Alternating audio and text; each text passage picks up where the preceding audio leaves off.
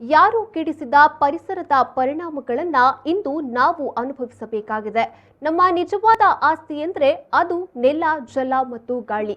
ಶುದ್ಧ ಗಾಳಿಯ ಸಂರಕ್ಷಣೆ ಸಾಧ್ಯವಾಗದಿದ್ದರೂ ನೆಲ ಮತ್ತು ಜಲದ ಸಂರಕ್ಷಣೆ ನಮ್ಮಿಂದ ಸಾಧ್ಯವಿದೆ ಎಂದು ಬೀಚ್ ಸ್ವಚ್ಛತಾ ಅಭಿಯಾನದ ಉಸ್ತುವಾರಿ ಯತೀಶ್ ಬೈಕಂಪಾಡಿ ಹೇಳಿದರು.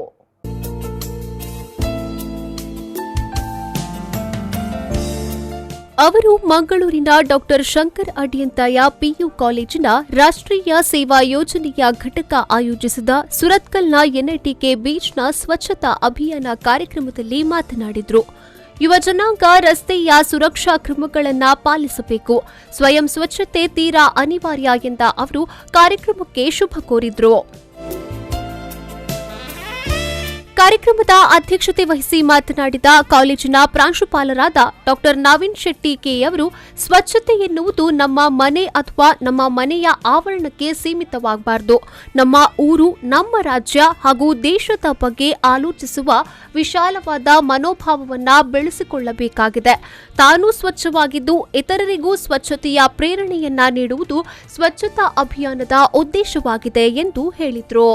ಮನೆ ಮತ್ತು ಕಾಂಪೌಂಡ್ ವಾಲಿನ ಕಸವನ್ನು ತೆಗೆದು ಇನ್ನೊಬ್ಬರ ಕಾಂಪೌಂಡ್ ವಾಲ್ಗೆ ಹಾಕಿದ್ರೆ ಮುಗಿಯಿತು ಎನ್ನುವಂತ ಮಟ್ಟಕ್ಕೆ ನಾವು ಸೀಮಿತವಾಗಿದ್ದೇವೆ.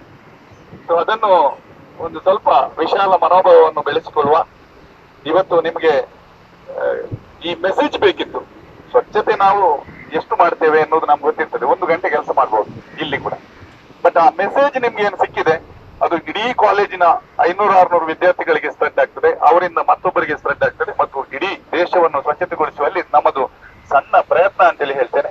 ಈ ಕಾರ್ಯಕ್ರಮವನ್ನು ಹಮ್ಮಿಕೊಳ್ಳುವಲ್ಲಿ ನಮ್ಮ ಆಡಳಿತ ಮಂಡಳಿ ನಮಗೆ ಬಸ್ ಅನ್ನು ಪ್ರೊವೈಡ್ ಮಾಡಿದೆ ಮತ್ತು ನಮಗೆ ಎಲ್ಲ ವ್ಯವಸ್ಥೆಗಳನ್ನು ಅನುವು ಮಾಡಿಕೊಟ್ಟಿದೆ.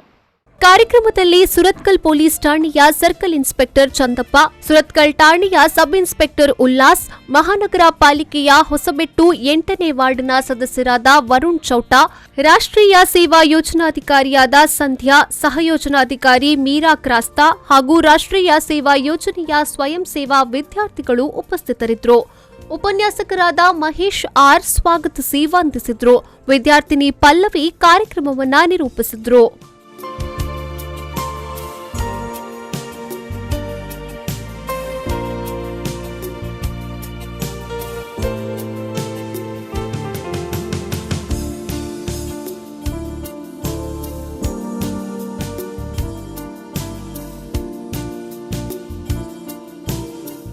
Bureau report V4 news Mangaluru.